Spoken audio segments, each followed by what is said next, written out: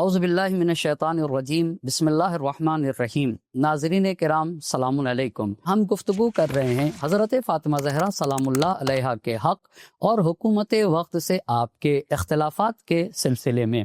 حضرت فاطمہ زہرا سلام اللہ علیہا کا حکومت وقت سے اختلاف تین طرح کا تھا: ایک عطیہ، دو میراث، تین ذوی القربہ کے حصے کا مطالبہ کیا۔ اسلامی کتابوں میں سب سے پہلی بات جو نظر آتی ہے وہ دوسرے خلیفہ عمر ابن خطاب کا یہ بیان ہے۔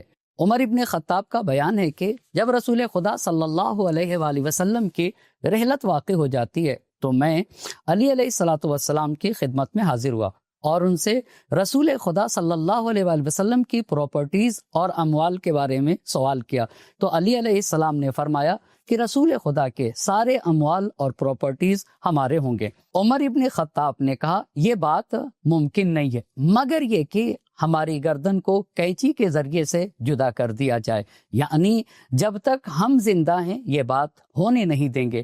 ناظرین کرام، توجہ کی بات یہ ہے کہ یہ روایت شیعہ کتابوں میں موجود نہیں ہے، یہ روایت اہل سنت کی کتابوں میں موجود ہے۔ ہمارے چھٹے امام جعفر صادق علیہ السلام کا یہ قول قابل غور ہے کہ ابو بکر جب مسند خلافت پر بیٹھے تو ایک گروہ کو فدق کی جانب بھیجا تاکہ حضرت زہرا سلام اللہ علیہا کے کارگزاروں کو وہاں سے نکال دیا جائے۔ نبی کی بیٹی حضرت فاطمہ زہرا سلام اللہ علیہا نے حکومت وقت سے اپنے حقوق کے مطالبے اور تمام سازشوں کو برملا کرنے کے لیے تین طرح کی حکمت عملی اور اسٹریٹجی اختیار فرمائی جو مندرجہ ذیل ہیں۔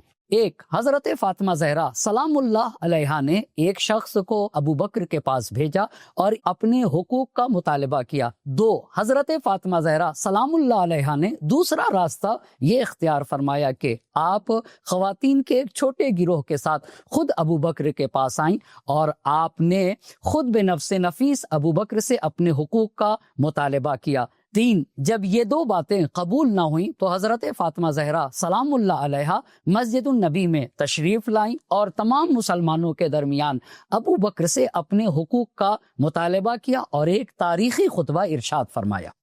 ناظرین کرام، ہم کو یہ بیان کرنا ہے کہ شہزادی کونین حضرت فاطمہ زہرا سلام اللہ علیہا کا حکومت وقت سے اختلاف کیا تھا۔ آئیے پہلے اختلاف کو جانتے ہیں۔ پہلا اختلاف فدق۔ شیعہ سنی دونوں گروہ کا اس بات پر اتفاق ہے کہ حضرت فاطمہ زہرا سلام اللہ علیہا نے ابو بکر سے فدق کا مطالبہ کیا۔ فتوح البلدان میں مذکور ہے، حضرت فاطمہ زہرا سلام اللہ علیہا نے ابو بکر سے مطالبہ کرتے ہوئے فرمایا آتنی فدقن فقد جعلها رسول اللہ لی، اے ابو بکر فدق میرا ہے، مجھے چاہیے، میرے بابا رسول خدا نے مجھے دیا ہے۔ یہاں پر ابو بکر نے حضرت فاطمہ زہرا سلام اللہ علیہا سے دو گواہ مانگے۔ توجہ کی بات یہ ہے کہ کس سے گواہ مانگا جا رہا ہے؟ حضرت فاطمہ زہرا سلام اللہ علیہا آئے تطہیر کی مصداق ہیں، جن کا غضب خدا اور رسول کا غضب ہے اور جن کی رضا خدا اور رسول کی رضا ہے، جن کے بارے میں نبی پاک کا فرمان ہے فاطمۃ بضعۃ منی فمن اغضبہا اغضبنی فمن آذاہا آذانی۔ لیکن اس کے باوجود بھی فاطمہ زہرا سلام اللہ علیہا نے دو گواہ پیش کیے، اور وہ بھی کیسے گواہ؟ ایک علی مرتضیٰ، جن کے بارے میں نبی کا فرمان ہے علی مع الحق والحق مع علی یدور حیث ما دار، علی جہاں ہیں وہیں حق ہے۔ دوسری گواہ ام ایمن جیسی خاتون ہے، جن کے بارے میں نبی گرامی صلی اللہ علیہ وآلہ وسلم نے فرمایا ام ایمن ایک جنتی خاتون ہے، لیکن ام ایمن جب گواہی کے لیے آئیں تو ام ایمن نے گواہی دینے سے پہلے ابو بکر سے دو باتیں کہیں۔ پہلی بات یہ کہی فاطمہ تو سیدۃ نساء اہل الجنہ، یہ حدیث میں نے نبی گرامی سے سنی ہے، اور اتنا کہنے کے بعد ابو بکر سے سوال کیا وہ خاتون جو تمام جنتی خواتین کی سردار ہوں، کیا وہ کوئی ناحق دعویٰ کر سکتی ہیں؟ اور دوسری بات اپنا تعارف کرتے ہوئے یہ فرمایا کہ میں جنتی عورتوں میں سے ایک ہوں اور صرف انہی باتوں کی گواہی دوں گی جس کو میں نے نبی گرامی صلی اللہ علیہ وآلہ وسلم سے خود سنا ہے۔ اپنی اس تعارف کے ذریعے ام ایمن یہ بتانا چاہتی تھی کہ میں عام عورتوں کی طرح نہیں ہوں اور نہ ہی میری گواہی عام عورتوں کی گواہی کی طرح ہے۔ یہاں کے اوپر دوسرے خلیفہ عمر ابن خطاب انٹرفیئر کرتے ہوئے ایمن کی بات کو روک دیتے اور کہتے ہیں چھوڑو اس کو۔ آخر سوال یہ پیدا ہوتا ہے کہ عمر ابن خطاب نے ایمن کو کیوں روک دیا؟ بہرحال ایمن گواہی دیتی ہیں کہ ہم فاطمہ زہرا سلام اللہ علیہا کے گھر میں موجود تھے، رسول خدا صلی اللہ علیہ وآلہ وسلم تشریف لائے اور امیر المومنین علی علیہ الصلوۃ والسلام اور مجھے یعنی ایمن کو اس بات کے اوپر گواہ بنایا کہ میں نے فدق حضرت فاطمہ زہرا سلام اللہ علیہا کو ہبہ کر دیا ہے۔ اب یہاں پہ جب حکومت کے پاس کوئی چارہ نہ بچا تو دوسرے خلیفہ عمر ابن خطاب نے ایمن کے خلاف جسارت کرتے ہوئے کہا کہ تم ایک عورت ہو اور ایک مرد اور ایک عورت کی گواہی سے کوئی مسئلہ ثابت نہیں ہوتا۔ توجہ کی بات یہ ہے کہ ایمن کوئی معمولی خاتون نہیں۔ نبی گرامی نے فرمایا ایمن جنتی خاتون ہے۔ ایمن کوئی ناحق گواہی نہیں دیں گی، ایمن جھوٹ نہیں بولیں گے اور نہ ہی ایمن کوئی جھوٹی بات نبی کی طرف منسوب کریں گے۔ ایسی خاتون کے خلاف جرأت اور جسارت کرنا در حقیقت نبی گرامی حضرت محمد مصطفیٰ صلی اللہ علیہ وآلہ وسلم کی بارگاہ اور آپ کے شان میں جسارت کرنا ہے۔ عمر ابن خطاب کے لیے اتنی بڑی جسارت کوئی نئی چیز نہیں تھی اور اس طریقے سے شہزادی گرامی کو ان کے اپنے حق سے محروم کر دیا گیا۔ حضرت فاطمہ زہرا سلام اللہ علیہا کا حکومت وقت سے دوسرا اختلاف رسول خدا صلی اللہ علیہ وآلہ وسلم کی میراث کا تھا۔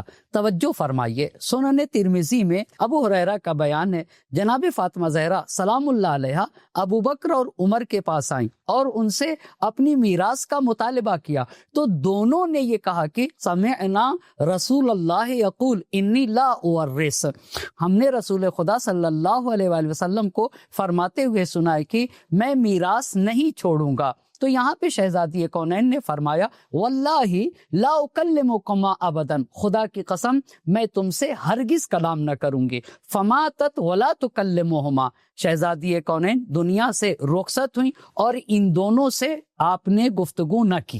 لیکن ناظرین کرام، یہ حدیث وہ ہے کہ جسے صرف اور صرف ابو بکر نے نقل کیا اور ابو بکر کے علاوہ کسی اور نے نقل نہیں کیا، اور اگر کسی دوسرے نے بھی بیان کیا ہے تو وہ ابو بکر ہی سے بیان کیا ہے۔ اور دوسری بات یہ ہے کہ یہ حدیث قرآن کے صاف آیات کے خلاف ہے، جہاں کے اوپر قرآن کریم میں یہ کہا جا رہا ہے سورہ نساء آیت نمبر 7 میں، ہر وہ شخص جو دنیا سے جائے گا اس کے دنیا سے جانے کے بعد اس کے ورثہ میراث پائیں گے۔ اور دوسری بات سورہ نمل آیت نمبر 16، سورہ مریم آیت نمبر 5 اور 6 میں یہ ارشاد ہوتا ہے کہ انبیاء میراث چھوڑتے ہیں اور ان کے ورثہ ان سے میراث پاتے ہیں۔ اور اسی بات کو ابو بکر کے جواب میں شہزادی کونین حضرت فاطمہ زہرا سلام اللہ علیہا نے تمام مسلمانوں کے درمیان جواب دیتے ہوئے ارشاد فرمایا، اے ابو قحافہ کے بیٹے، کیا خدا کی کتاب قرآن مجید میں کوئی ایسی آیت ہے کہ انترس ابا کا، کہ تو اپنے باپ سے میراث پائے گا اور میں اپنے والد ماجد محمد مصطفیٰ صلی اللہ علیہ وآلہ وسلم سے میراث نہ پاؤں گی؟ لقد جئت شیئا فریا، تو نے بہت غلط کام کیا۔ افعلی عمد ترکتم کتاب اللہ، کیا جان بوجھ کر تو نے اللہ کی کتاب کو چھوڑ دیا؟ وَنَبَذْتُمُوهُ وَرَاءَ ظُهُورِهِمْ، اور خدا کی کتاب کو پس پشت ڈال دیا، جہاں خدا ارشاد فرماتا ہے وَوَرِثَ سُلَيْمَانُ دَاؤُدَ، جناب سلیمان علیہ السلام نے حضرت داؤد سے میراث حاصل کی۔ اور جہاں کے اوپر یحییٰ ابن زکریا کی داستان کو نقل کرتا ہے، وہاں قرآن کا ارشاد ہے کہ جناب زکریا نے کہا فَهَبْ لِي مِن لَّدُنْكَ وَلِيًّا، اے میرے اللہ اپنے پاس سے مجھے ایک ولی عطا فرما، یرثنی و یرث من آل یعقوب، جو مجھ سے میراث پائے اور آل یعقوب سے بھی میراث پائے۔ وقال، اور خود قرآن کا یہ ارشاد ہے اولو الارحام بعضهم اولا ببعض فی کتاب اللہ، کتاب خدا میں بعض رشتہ دار بعض دوسرے رشتہ داروں سے قریب ہوتے ہیں۔ اور یہ بھی ارشاد ہے یوصیکم اللہ فی اولادکم، اللہ تمہارے اولاد کے سلسلے میں یہ وصیت کرتا ہے، یہ سفارش کرتا ہے، للذکر مثل حظ الانثیین، مرد کا حصہ خاتون کے حصے کے 2 برابر ہوگا۔ کیا تو یہ خیال کرتا ہے، کیا تو یہ گمان کرتا ہے اللہ حضرت علی میرے باپ کے پراپرٹیز میں میرا کوئی حق نہیں، ولا ارث من ابی، اور میرے والد کے مال سے مجھے کچھ نہ ملے گا، ولا رحم بیننا، کیا تو یہ گمان کرتا ہے کہ مجھ میں اور میرے والد کے درمیان کوئی رشتہ داری نہیں ہے؟ افخصکم اللہ بآیت اخرج ابی منہا، کیا اللہ نے کوئی آیت خاص طور سے تمہارے لیے رکھی اور میرے بابا کو اس سے باہر نکال دیا؟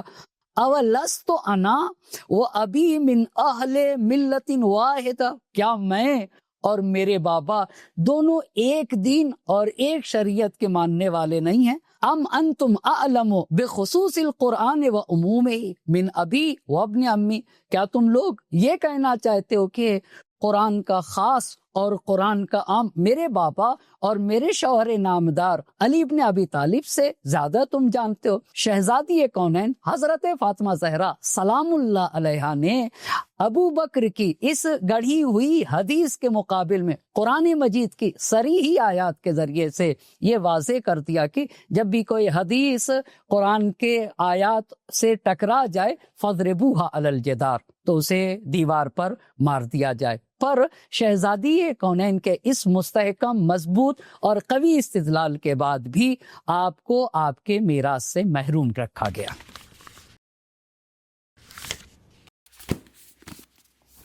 حضرت فاطمہ زہرا سلام اللہ علیہ کا حکومت وقت سے تیسرا اختلاف ذوی القربہ کے حق کے سلسلے میں تھا، یعنی حکومت وقت نے اہل البیت جنہیں ذوی القربہ کہا جاتا ہے ان کے حق کو غصب کیا، اور نبی کی بیٹی حضرت فاطمہ زہرا سلام اللہ علیہ نے ان کے حق کا بھی مطالبہ کیا۔ ابو بکر جوہری نے اس بات کو اپنی کتاب میں 3 روایتوں کے ضمن میں نقل کیا۔ آپ کی خدمت میں صرف ایک روایت کو پیش کر رہا ہوں۔ انس کا بیان ہے، حضرت فاطمہ زہرا سلام اللہ علیہ ابو بکر کے پاس آتی ہیں اور فرماتی ہیں، اے ابو بکر، تو بہتر جانتا ہے کہ غنیمت میں ہم اہل بیت کا حق ہے اور وہ تو نے ہمیں نہیں دیا۔ اور اتنی بات کہنے کے بعد ابو بکر کے سامنے قرآن مجید کی اس آیے کریمہ کی تلاوت فرمائی، وَأَلَمُوا أَنَّمَا غَنِمْتُم مِّن شَيْءٍ فَأَنَّ لِلَّهِ خُمُسَهُ وَلِلرَّسُولِ وَلِذِي الْقُرْبَى، جو بھی تم کو فائدہ پہنچتا ہے اس میں اللہ کا حق ہے، رسول کا حق ہے اور ذی القربہ کا حق ہے، جو کہ رسول خدا کے اہل بیت ہیں۔ تو ابو بکر نے حضرت فاطمہ زہرا سلام اللہ علیہ کے جواب میں کہا، میرے ماں باپ آپ پر فدا ہوں اور آپ کے بچوں کے باپ پر فدا ہوں، ہم کتاب خدا کے مطیع، پیغمبر اور ان کے رشتہ داروں کے حق کے بھی مطیع ہیں۔ آپ نے قرآن کریم سے یہ آیت پڑھی، میں نے بھی اس کو پڑھا ہے، لیکن میں سمجھ نہ سکا کہ خمس کا یہ حصہ مکمل آپ سے مربوط ہے یا نہیں ہے۔ آپ ذرا توجہ کریے گا، فاطمہ زہرا سلام اللہ علیہ نے فرمایا، پھر کیا تجھ سے اور تیرے اقربا سے مربوط ہے؟ ابو بکر نے کہا نہیں، لیکن میں اس سے تھوڑا آپ کو دوں گا اور باقی مسلمانوں کے اوپر خرچ کروں گا۔ یہاں پر حضرت فاطمہ زہرا سلام اللہ علیہ نے کہا، لیکن خدا کا حکم یہ نہیں ہے، تو حکم خدا کے خلاف کر رہا ہے۔ آپ نے ملاحظہ فرمایا، حضرت فاطمہ زہرا سلام اللہ علیہ کا حکومت وقت سے اختلاف 3 طرح کا تھا، اور آپ نے اپنے تینوں حقوق کا مطالبہ کیا، پر آپ کو آپ کا کوئی حق نہ دیا گیا۔ یہاں پر سوال یہ پیدا ہوتا ہے کہ کیا حضرت فاطمہ زہرا سلام اللہ علیہ صرف اور صرف دنیاوی مال کو حاصل کرنا چاہتی تھی یا نہیں؟ حضرت فاطمہ زہرا سلام اللہ علیہ اپنے اس عمل کے ذریعے سے کچھ اور ثابت کرنا چاہتی تھی۔ حضرت فاطمہ زہرا سلام اللہ علیہ یقیناً اپنے اس عمل کے ذریعے سے یہ ثابت کرنا چاہتی تھی، جو شخص قرآن کی تعلیمات کو اپنے پیروں سے روندتا ہو اور جو شخص حقوق کا غاصب ہو وہ امت کا رہبر اور رسول کا خلیفہ اور جانشین نہیں بن سکتا۔ آپ دیکھیں ابن ابی الحدید معتزلی نے کتنے پیارے انداز میں حقیقت سے پردہ اٹھاتے ہوئے اس بات کو نقل کیا ہے کہ حضرت فاطمہ زہرا سلام اللہ علیہ کے حقوق کو انہیں کیوں نہیں دیا گیا؟ اس لیے نہیں دیا گیا کہ اگر آج ان کا حق دے دیا جاتا تو وہ کل آ کر کہتی کہ خلافت بھی ہمارا حق ہے اور اسے اس کے اصلی جگہ تک پلٹایا جائے۔ بس حضرت فاطمہ زہرا سلام اللہ علیہا کا حکومت وقت سے بنیادی اور اصلی اختلاف یہ تھا کہ آپ امامت و ولایت کو اس کی اصلی جگہ کے اوپر لانا چاہتی تھیں۔ ناظرین کرام، پھر کبھی اور آپ کی خدمت میں حاضر ہوں گے، تب تک کے لیے خدا حافظ۔